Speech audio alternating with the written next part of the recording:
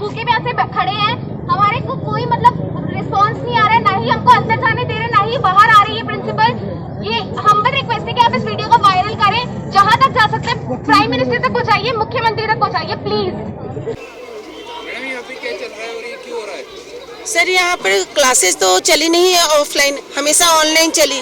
Last में इन लोगों ने जब स्कूल खुला तो इन लोगों ने ऑप्शन दिया कि जो बच्चा चाहे कंसर्न करे तो ऑनलाइन करे, जो बच्चा चाहे तो ऑफलाइन करे।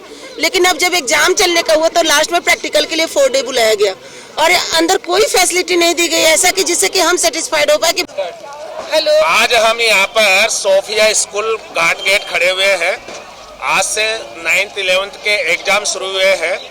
हम स्कूल में 3 बार पहले अभिभावक आ चुके हैं, लेकिन यहाँ की जो प्रिंसिपल है वो हमारी बिल्कुल बात नहीं सुन रही है। जितने भी बड़े सीबीएसई के स्कूल है, चाहे वो जेवियर्स हो, चाहे सवाई मानसिंह हो, चाहे एमजीडी हो, चाहे जयश्री पेड़ीवाल हो, सारे स्कूल्स ऑनलाइन एग्जाम कर रहे हैं। लेकिन यहाँ की जिद्दी प्रिंसिपल ऑफलाइन पे तुली हुई है और जबरदस्ती 30% जो आरटीआई वाले स्टूडेंट थे उनके पेरेंट्स के पास कॉल करके धमका के उनको और उन बच्चियों को अंदर ले लिया गया है, जबकि मैक्सिमम बच्चियां बाहर हैं और सुबह यहाँ 7:30 बजे की आई हुई बच्चियां परेशान हो रही है। लेकिन वो प्रिंसिपल अभिभावकों की बात नहीं सुन रही है। यहाँ पर सारे पेरेंट्स यहाँ पर परेशान है। पुलिस वालों का यहाँ जाब्ता मंगवा लिया है और पुलिस से धमकाकर डराकर जबरदस्ती बच्चों से एग्जाम दिलवाना चाहते हैं। हम अभिभावक एक सीधा सा निवेदन करते हैं राजस्थान सरकार को, केंद्र सरकार को और शिक्षा निदेशालय को कि हमारी बात सुनी जाए। जब इन्होंने ऑनलाइन एग्जाम्स लिए हैं, हाफ ईयरली ऑनलाइन पूरे साल भर इन्होंने पढ़ाई की है, और जब जेवियर्स ऑनलाइन करवा रहा है, एमजीडी ऑनलाइन करवा रहा है, तो सोफिया को ऐसा क्या तकलीफ है कि वो ऑनलाइन नहीं करवा रहा है? और यहाँ भी ना बच्चों को इन्होंने ढंग से पढ़ाया है, ना यहाँ अंदर जाके आप देख सकते हैं, क्योंकि हम कल भी गए थे। यहाँ पर कहीं भी सैनिटाइज की कोई व्यवस्था नहीं है, यहाँ कोई टीचर्स नहीं है और एक साथ में 60 बच्चियों को एक साथ में बिठा के पढ़ाया जा रहा है। यदि ये स्कूल इस बात की गारंटी लेता है कि कोई किसी भी बच्चे के पॉजिटिव आ जाए तो उसके घर वालों को और उसकी जान माल की हालत की वो गारंटी लेता है, तो हम भेजने को तैयार हैं। लेकिन वो पहले हमें कंसेंट फॉर्म भरवाया जा रहा है और वो कह रहा है स्कूल की हमारी कोई गारंटी नहीं है।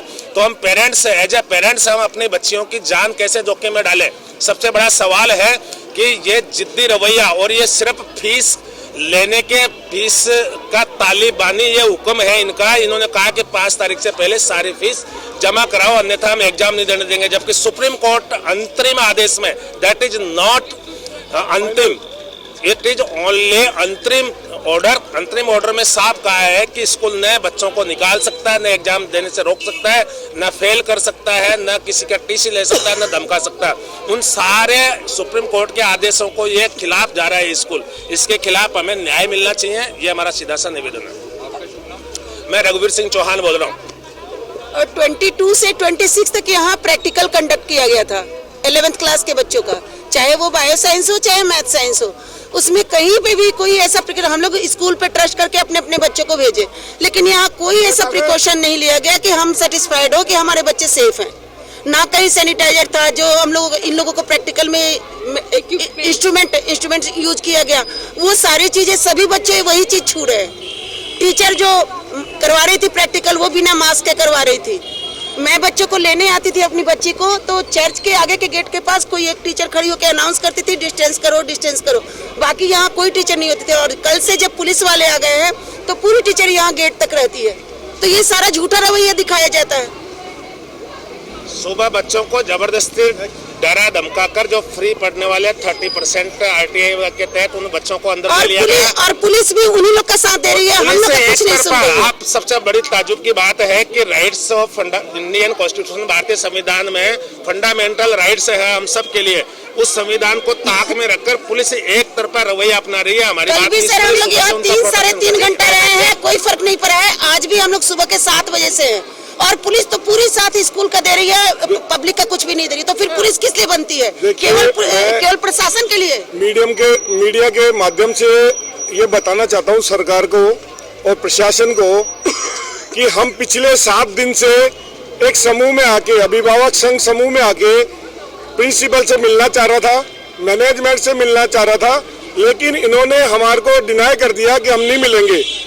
तब जाके पुलिस प्रशासन ने थोड़ा हमारी हेल्प करी। और कल हम जाके प्रिंसिपल से और मैनेजमेंट से मिले तो प्रिंसिपल तो पहले बात करने के पक्ष में नहीं थी और उनका सीधा सा वे था कि हम आपकी किसी भी सुझाव को, किसी भी बात को नहीं मानेंगे, हम केवल ऑफलाइन ही एग्जाम कराएंगे।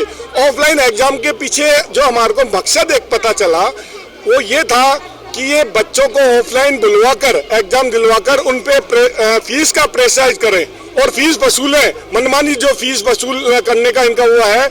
इसलिए और गाइडलाइन, कोरोना की गाइडलाइन किसी भी तरह स्कूल प्रशासन पूरा नहीं कर पा रहा है। हमारे बच्चे अनसेफ हैं और बच्चे अनसेफ होंगे तो डेफिनेट पेरेंट्स भी अनसेफ होंगे, पूरा समूह अनसेफ होगा। इसलिए हमारा निवेदन है कि मीडिया अब ज़्यादा से ज़्यादा सीएम साहब को, एजुकेशन मिनिस्टर साहब को हमारी जो विचारों से अवगत कराए, हमारी परेशानियों से अवगत कराए। मेरा नाम दीपक पारिकर है। हमको ये कहा जा रहा है कि हम ऑनलाइन एग्जाम इसलिए चाहते हैं कि ताकि हम चीटिंग कर सकें, पर क्या स्कूल वालों के पास हमारे रिकॉर्ड्स नहीं है? हमारी 10th में अच्छी परसेंटेज बनी है, आज तक हम अच्छे परसेंटेज से बिना चीटिंग करे पास हुए हैं। तो इनको इतना विश्वास नहीं है स्कूल वालों को हम पे कि भाई हम ऑनलाइन भी बिना चीटिंग करे एग्जाम दे देंगे। हम अपनी और अपने घर वालों की सेफ्टी के लिए चाह रहे हैं कि भाई ऑनलाइन एग्जाम से मेरे फादर को अस्थमा है, अगर मेरे को कोविड पॉजिटिव मैं आई तो आई एम श्योर कि मेरी इम्यूनिटी इतनी स्ट्रांग है कि मेरे को कुछ नहीं होगा, बट मेरे फादर को बहुत जल्दी इफेक्ट करेगा, मेरी मम्मा को भी बहुत जल्दी एलर्जी हो जाती है। तो हम इसलिए चाह रहे हैं कि हमारे ऑनलाइन एग्जाम्स हों। और स्कूल में हम प्रैक्टिकल्स के लिए गए थे, हमारे पेरेंट्स ने हमको बोला था कि तुम जाओ, तुम्हारे स्कूल वाले रखेंगे सेफ्टी, बट हम लोग 3 दिन प्रैक्टिकल्स के लिए गए हैं। किसी बायो की टीचर्स, 2 टीचर्स प्रैक्टिकल के लैब में बैठी थी, एक टीचर ने मास्क नहीं पहन रखा था। हमारी केमिस्ट्री के हमारी क्लासेस हुई हैं, हमारी क्लासेस में टीचर्स कभी मास्क पहनती थी, कभी नहीं पहनती थी। फ्रेंड्स सारे हमारे मास्क उतार के बैठे हुए हैं, सारी मतलब कोई सोशल डिस्टेंसिंग कुछ नहीं हो रखा। हम कितना हमारे फ्रेंड्स को कन्विंस कर लेंगे जब तक टीचर्स उनको नहीं फोर्स करेंगी, जब तक स्कूल की तरफ से नहीं होगा। इसलिए हम चाह रहे हैं हमारे ऑनलाइन एग्जाम्स होने चाहिए।